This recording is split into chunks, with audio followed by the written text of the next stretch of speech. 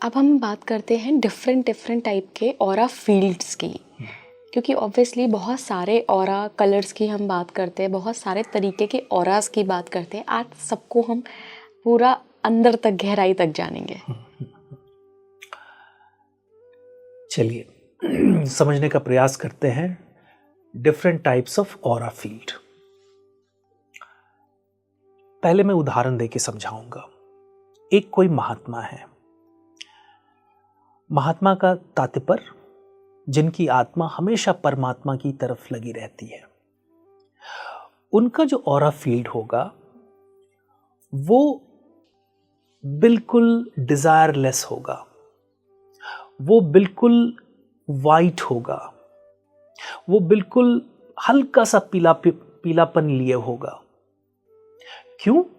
क्योंकि ये डिजायर ही है जो निर्धारित करती है कि आपके ऑरा का फील्ड क्या होगा, कलर क्या होगा, डिफरेंट ऑरास कौन कौन से होंगे। अगर अब हम डिफरेंसेस की बात करते हैं तो सारी डिफरेंसेस जो है ऑरा फील्ड में वो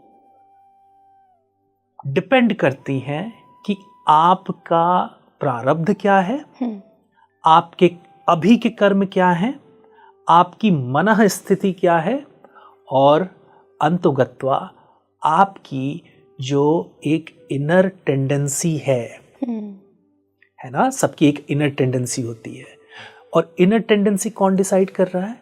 हमारे कर्म, प्रारब्ध। अच्छा, इनर टेंडेंसी अभी के कर्म नहीं डिसाइड कर रहे हैं, प्रारब्ध। इसीलिए आपने देखा ना,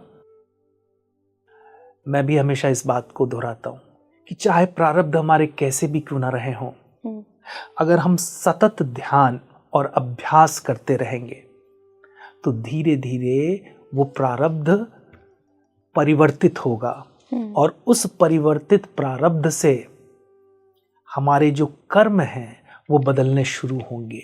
यानी कि हमारी जो इनर टेंडेंसीज हैं वो बदलनी शुरू, जो अंतः मनोभाव हैं वो बदलना शुरू होगा।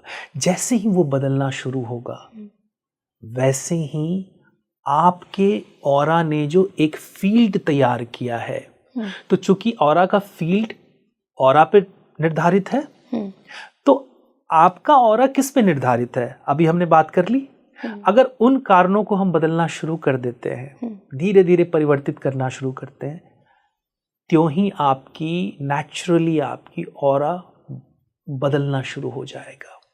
जैसे ही ऑरा आपका बदलना शुरू होगा तो ऑरा के द्वारा क्रिएटेड फील्ड परिवर्तित होना शुरू हो जाएगा। ऐसा कहते हैं महात्मा बुद्ध का जो ऑरा का फील्ड था वो कई एक किलोमीटर तक था। लोग उनकी आभा को बहुत ही दूर से महसूस करना शुरू कर देते थे। तो पुनः हम अपने प्रश्न पे चलें। Different types of aura field, black, white, golden white, yellow एवं प्रकार के ऑरा फील्ड हैं और डिफरेंट टाइप्स ऑफ ऑरास हैं। प्रश्न अब ये उठता है कि हर कलर ऑफ ऑरा का क्या क्या मतलब है। मान के चलिए जो जितना डार्कर साइड का कलर है वो दर्शाता है उतना मटेरियलिस्टिक साइड्स को। जैसे कोई आत्मा है, कोई व्यक्ति है जिसका पूरा जीवन जो है वो गाड़ी, कपड़े, पैसे और इन सब चीजों में है, उसके ऑरा का कलर रेड होना शुरू हो जाएगा, क्योंकि रेड कलर जो है वो पैशन को दर्शाता है। रेड कलर से पैशन निकल के आता है। इसी प्रकार से ग्रीन कलर।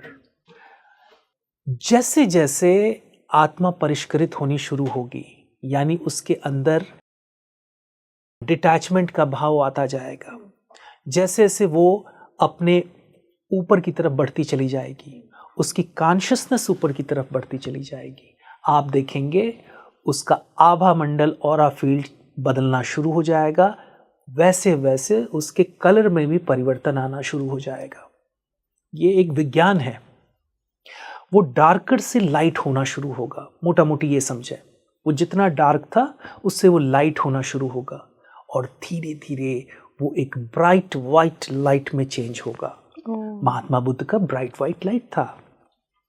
बहुत सारे ऐसे संत हैं, महात्मा हैं, जिनका ब्राइट वाइट लाइट है।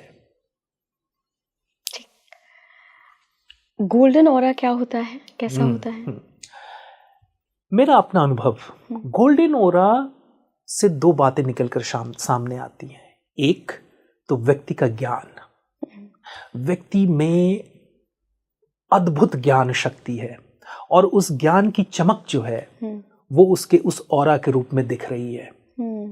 जितना अधिक ज्ञान उतना अधिक गोल्डन लाइट।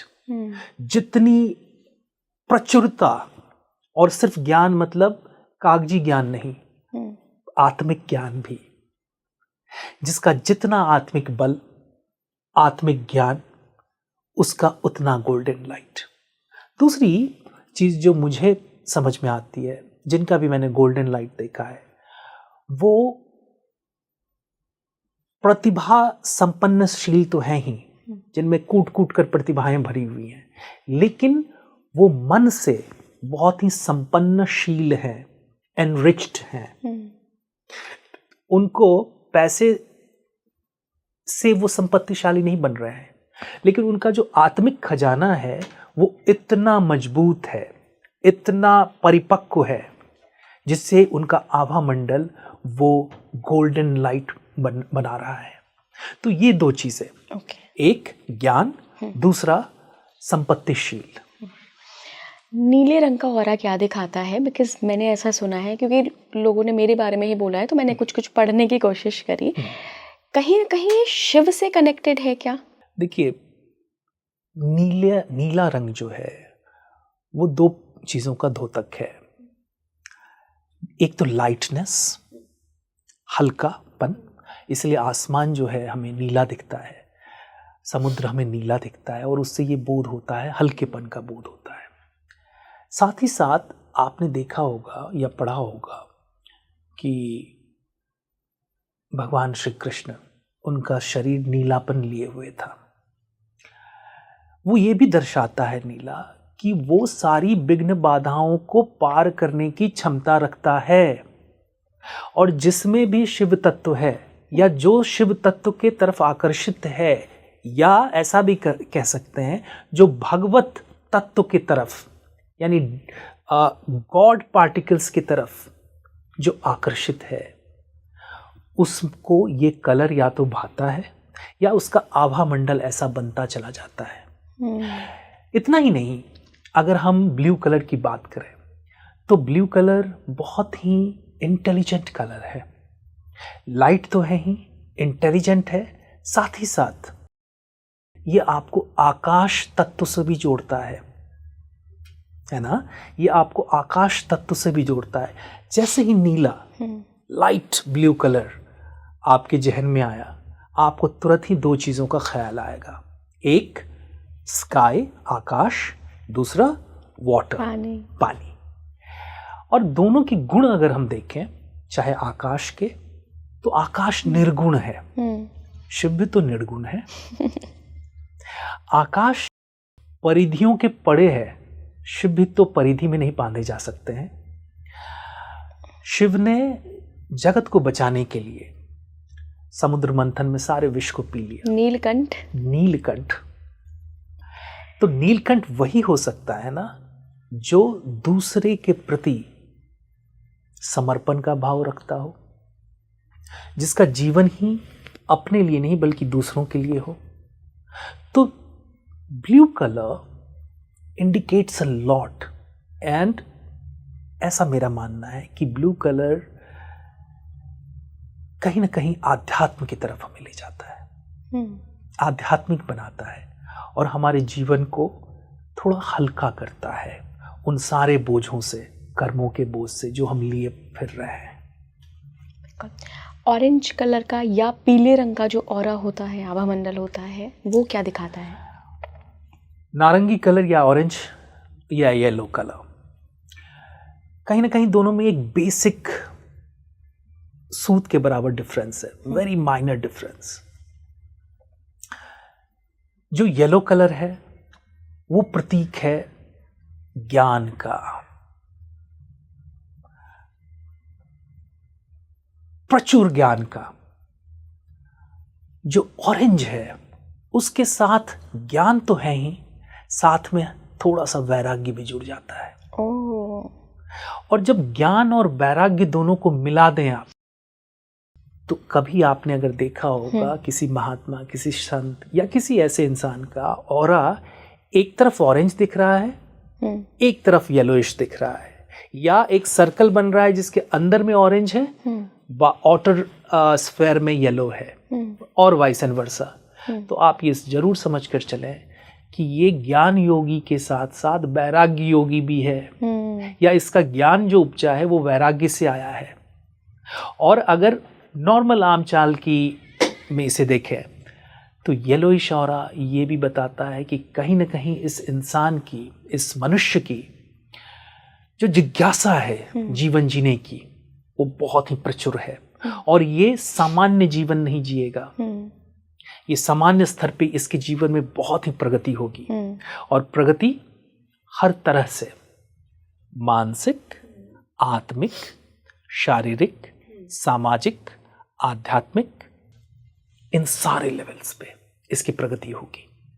और उस प्रगति का जो आधार होगा वो ज्ञान होगा,